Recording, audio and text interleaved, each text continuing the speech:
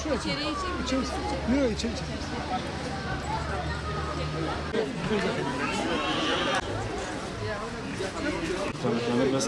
Hemen.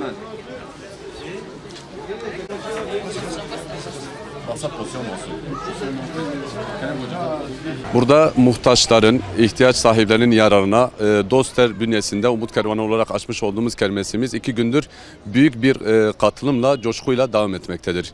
Çok güzel, gördüğünüz gibi mahalli yemeklerimiz var. Bizzat bacılarımızın evinde kendi elleriyle yapmış oldukları mahalli yemeklerimiz var. Ve halkımız bu yemeklere teveccühleri çoktur. Onun için tamamıyla bu çalışmamız kimsesizler, fakir, yetimlerin yararınadır.